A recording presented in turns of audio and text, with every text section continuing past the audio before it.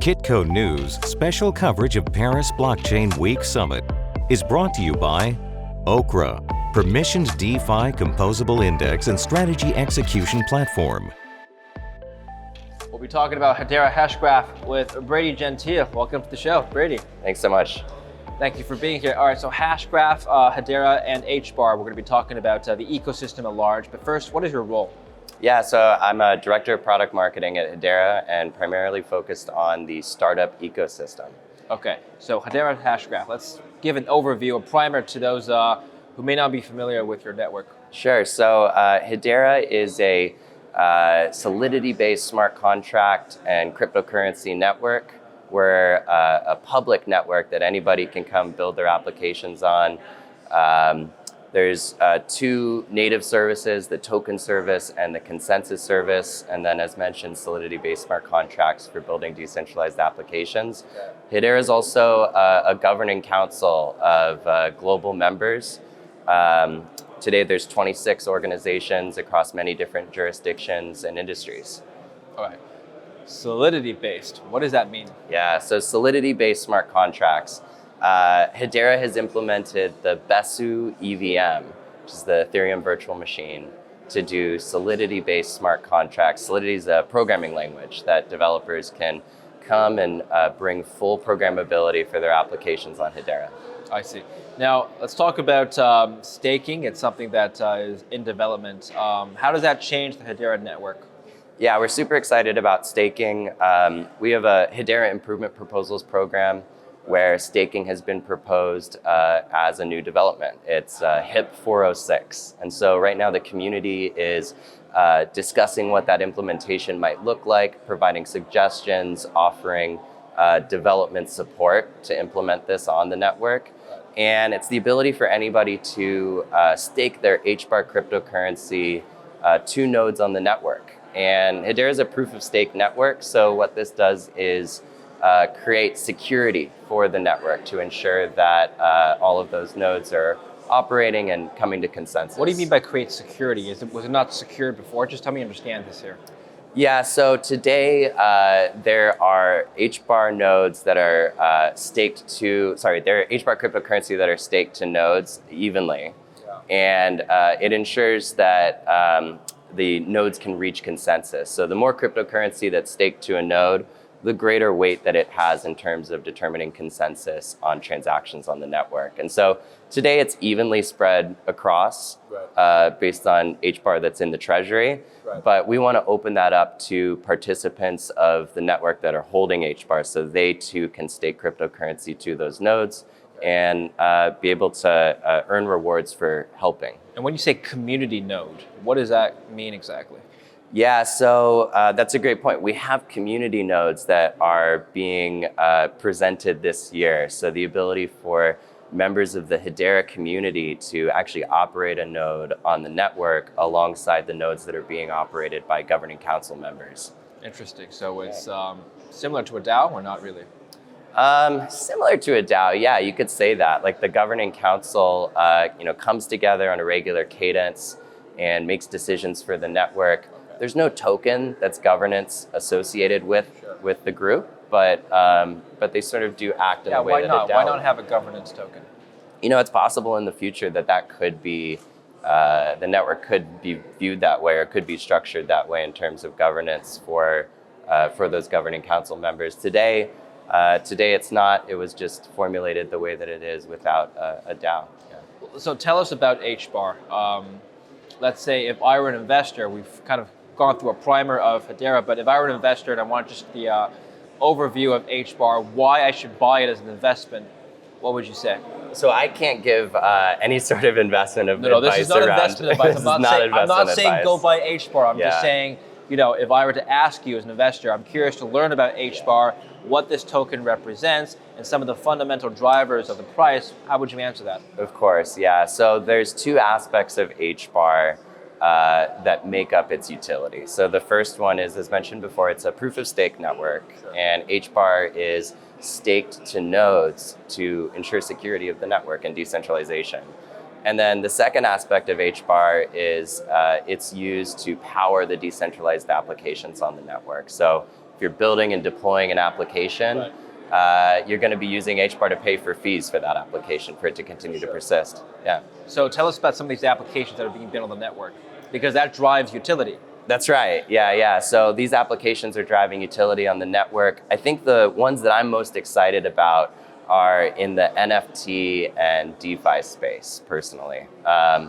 And over the last 3 or 4 months, we've seen a proliferation of NFT-focused applications, marketplaces, browser wallets, and over $5 million in aggregate of transactions of HBAR for people that are buying and selling NFTs on the network. And over 500 projects. We were just at NFT LA recently, and it's a very exciting space. So to be clear, the HBAR is being used to transact using NFTs. So you're buying and selling NFTs using HBAR? Yeah, so not only are the NFTs themselves being minted and the fees for that are being paid in HBAR, but people are also using HBAR as a form of payment to purchase those NFTs, to be buying and selling them. What kind of fees are we talking about for a transaction? Very inexpensive fees. So to transfer an NFT from one person to another, it's a fraction of a penny. It's one of the biggest benefits of Hedera, actually. Is there a supply cap for HBAR? There is. It's a 50 billion tokens. And what are we at right now? So there are 50 billion that have been minted, but in circulation, I believe it's around 20 billion HBAR tokens. What happened to the other 30 billion? Oh, it's being in the treasury. Locked. Okay. Yeah, so it's a proof of stake network. So they're pre-mined or pre-minted. I was going to ask. Was there a large pre-mine? I suppose there is. That's right. Okay. Yeah. So all of the tokens were minted for the Hedera network on August 24th, 2018, if I remember. Some investors, again, I'm not speculating either way, but some investors might say that a coin with a large pre-mine might be a big risk for investors because it might indicate that there's one or two or very few limited controlling stakeholders who might be able to move the price in either direction. How would you respond to that? So HBARs that are not in circulation, they are held in the treasury. And there's a treasury management report that exists on the Hedera website. You can view what that allocation looks like.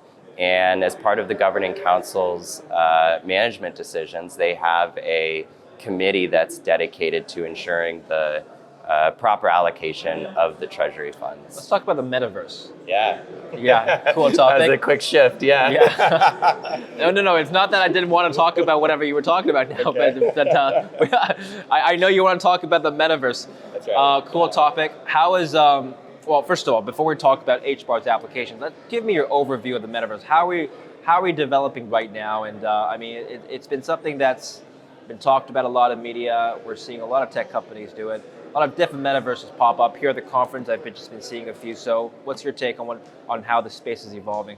Yeah, the metaverse is such a broad word that's sort of being thrown around everywhere. It's a big buzzword in the space right now, even beyond crypto. And I view the metaverse as any kind of digital asset or virtual space that exists, and at least from a DLT and blockchain perspective, I think we're going to start to see tokenization of items that are in the metaverse. People are going to be able to own objects or property. Digital space. Yeah. Okay.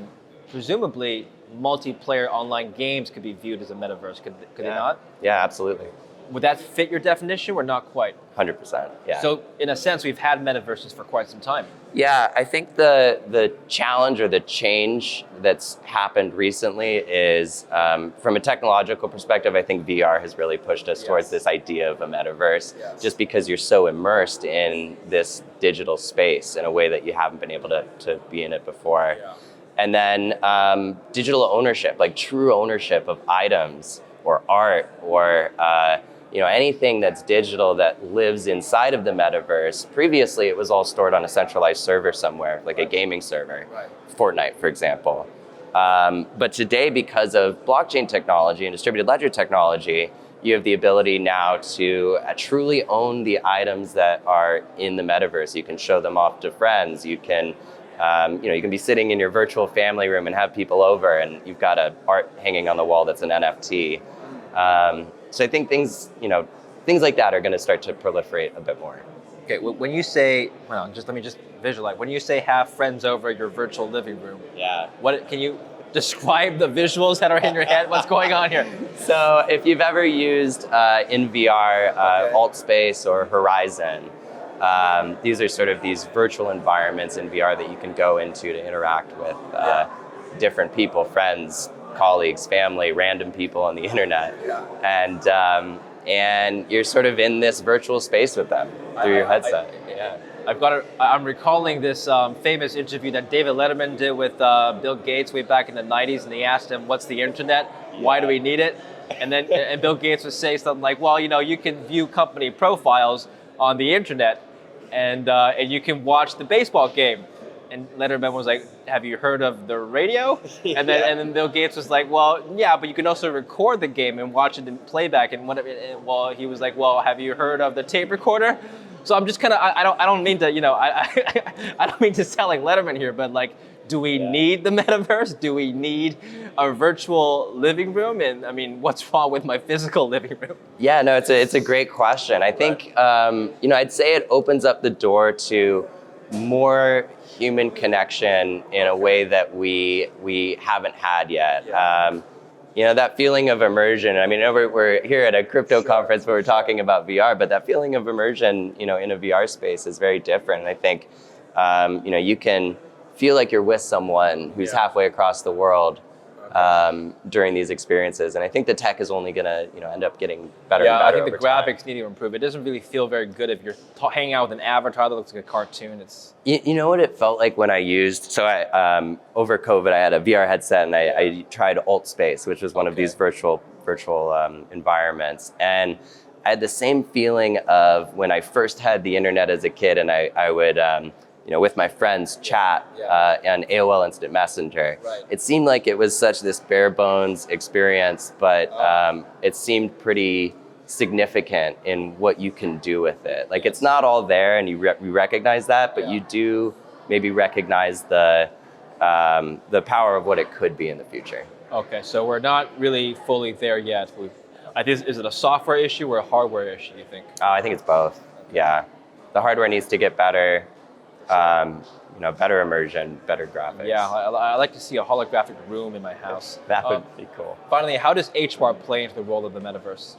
So I think, back to the conversation around NFT marketplaces and people using HBAR and applications on the Hedera network to mint NFTs. I think you could use it to purchase these items that you could use in the metaverse. I think some of these items could have additional utility. There's attributes that you can define as part of an NFT that you bring with you into different gaming environments or virtual spaces. And so excited to watch that sort of progress. And do you see different metaverses use different currencies, or do you think there's going to be a common currency like the euro being used for several Eurozone member countries? Yeah. Similarly, you're going to see one common currency for several metaverses. What do you think? I'm just throwing predictions against a wall. Please, here, yeah, that's all anybody can do at this point. But I could continue to see there being multiple cryptocurrencies that exist in the world for all of these different networks and applications today. Yeah. Ultimately, though, for payments, I really see stablecoins being a truly good form of payment. I think it's really difficult to do payments with currencies that are regularly fluctuating. Just from even a tax perspective, That's right. it's like you want to buy a cup of coffee and the price of the coin that you use to purchase it is different, and now all of a sudden you have a taxable event on your hands. So one small thing that hinders that as a thing. Volatility of the price, stable coins. Okay, fantastic, Brady. I really appreciate your thoughts. Thank you for talking about Hedera. Absolutely, yeah. Thanks for having me. Thank you for watching Kitco News. I'm David Lin. Stay tuned. Kitco News special coverage of Paris Blockchain Week Summit is brought to you by Okra, permissioned DeFi composable index and strategy execution platform.